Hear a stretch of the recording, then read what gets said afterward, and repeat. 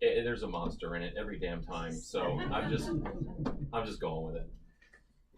It's funny you should say that. My name's Gary Frank. Can you hear me in the back rows back there? Yeah. Good. So I have 2 horror novels, one here called Forever Will You Suffer, which is alternately about my childhood, employment, or marriage. Choose one.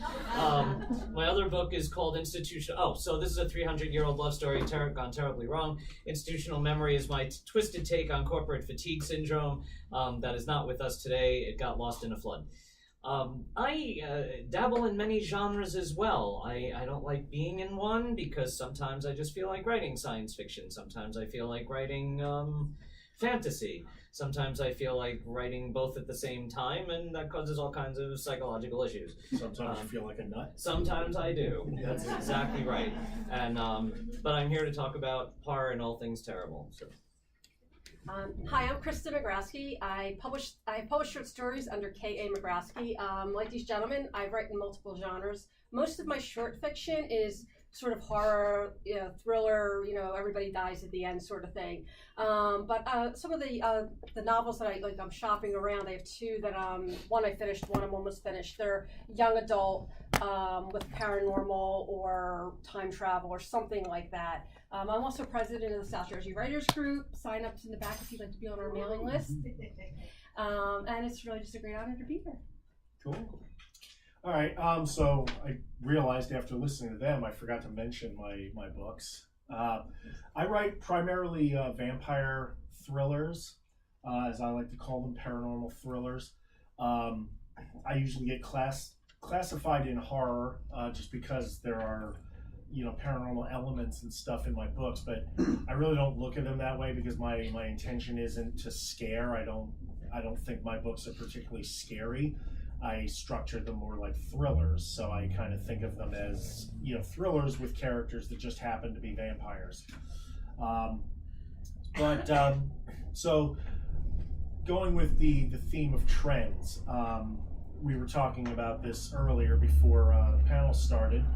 And I looked on Amazon to see like what some of the top 100 or 10 books in horror on Amazon in that category, and it's really interesting.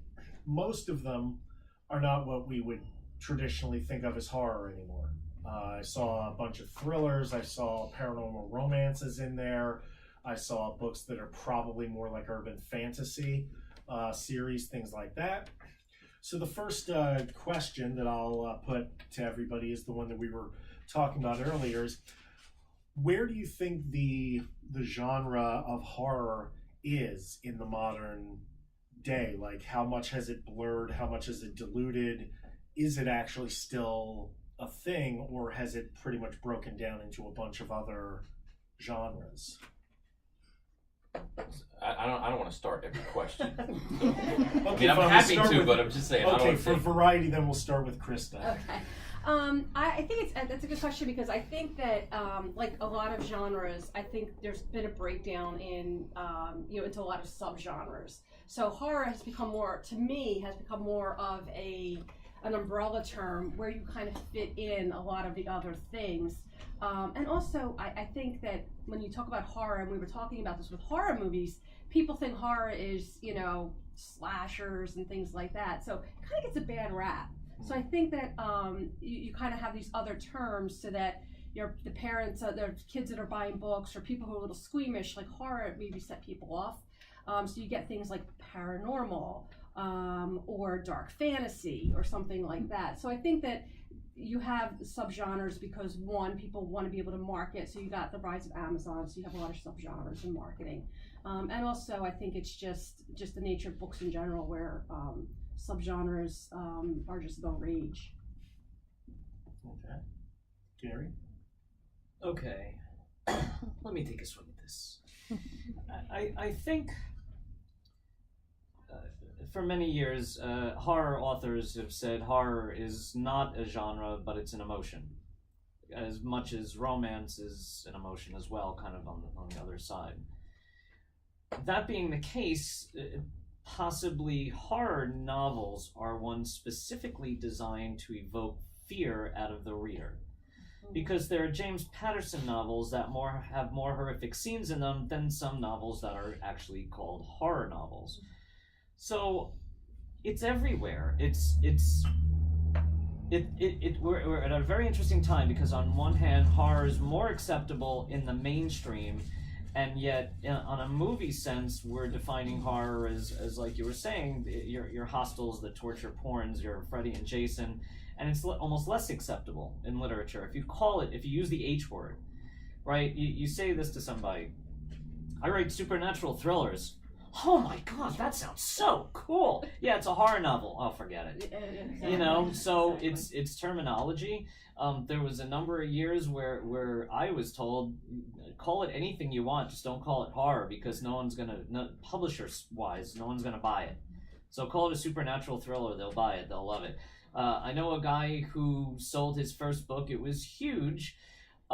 He sold it to an agent as a thriller, and the agent said to him, this is an amazingly awesome book, except that it's kind of a little too scary for me.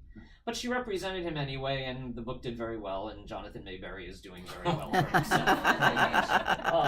I'll leave it on that note. So that's what I'm going to say. I think horror is designed for scare and fear, and everything else just becomes what it is. So, in addition to writing, I'm a 7th grade English teacher, and I actually teach genres. That's part of my curriculum. So I teach historical fiction, I teach fantasy, I teach science fiction. I don't teach horror, but it does come up in topics. And in order to simplify it for the students, I just tell them, you know what, horror is basically when the author or the screenwriter is trying to scare you in some fashion or another. But as you were suggesting, this can be done in so many different ways. It can be done through disgust. It can be done through the fear of the unknown. So that's when we get these monsters that don't exist in real life. You can do it through a serial killer, so something which is very, very realistic, which could happen. And these are all very, very different types of stories, but we call them all horror. And that makes it very, very difficult to pinpoint exactly what is the genre. Again, before we began the official panel here, we were talking about this. Stephen King has made a career, a very, very good career, by writing horror, except he hasn't really written horror in probably a decade. But every single book he writes gets put on the horror shelf. And, you know, going off of what Gary was just saying, when I tell people what I write, I have found myself over the years veering away from that word. And I have actually had people take a step back when I used the word horror. I've been at a table selling books. And, oh, what are these books? What do you sell? Oh, I write horror, fantasy. And they think there's something wrong with me. I'm a really, really nice guy. I teach children for a living, but I scare children for a living. The word horror, I think, could be so many different things. So we give it these many different labels so that we can better define it, but it really is just an umbrella term for evoking a very powerful emotion, which is usually going to be a very negative one, but that doesn't mean it doesn't have value. For me, my perspective, the reason I love horror and all of its subsets is because fear and disgust and dismay, that's part of being alive. And it's arguably one of the strongest ways to recognize being alive. So that's why I love it so much, although it's not for everyone. Yeah, I kind of fall on the same area as Keith and Gary, as far as I find I tend to shy away from the horror label, because to me horror has that specific definition of, you know, it's a book that's designed to be scary. It's going to deal with, you know, like Pet Sematary is horror. It is horror. I read those books and literally got, you know, chills and had nightmares and things like that. They're frightening ideas. But you look back at like in movies, Alfred Hitchcock, a lot of his films were lighthearted, you know, romps, sort of adventures, and then suddenly he gives you The Birds, or Psycho, things that have come to be accepted in the horror genre and were quite terrifying at the time. But if you really look at them, I mean, The Birds is probably a legitimate horror movie. It's about the unexplainable. It's just something that happens and nobody knows why.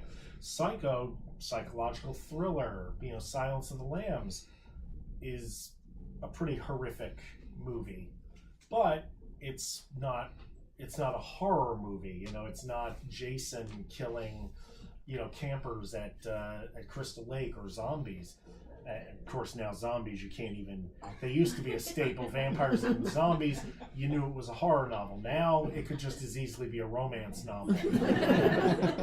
Comedy. Yeah, or comedy. Rom-com. Yeah, rom-coms with zombies. That's the next thing. Quote me on it. Zomcom. There we go. Excuse me, I have to go write that. All right. So, I guess the next thing then is with the trends. Where do you see, where do you see the future of these genres? We'll mix all of them and just leave it at the umbrella. But where do you think things are going? I mean, we've got zombies are real popular now, but they're probably going to start tapering off.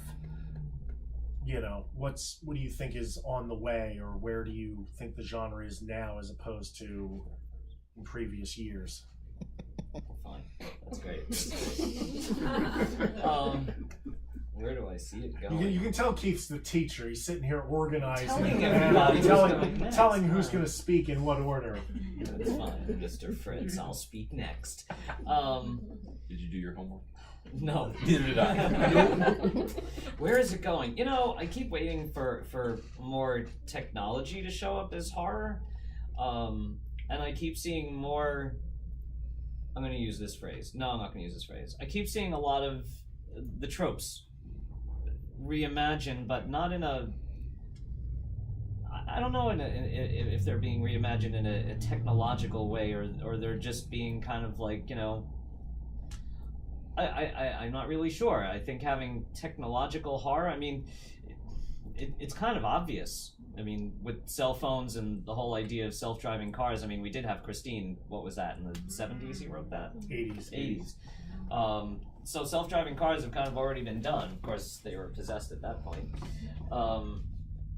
Maybe more like the science element. Yeah, there's so much science being revealed. I mean, my 8-year-old's addicted to the Science Channel, so I see stuff I never would have seen before. He watches BattleBots. There's a horror story. Trying to get him away from the TV. That's a horror story. Just the use of all the stuff that's coming out so fast.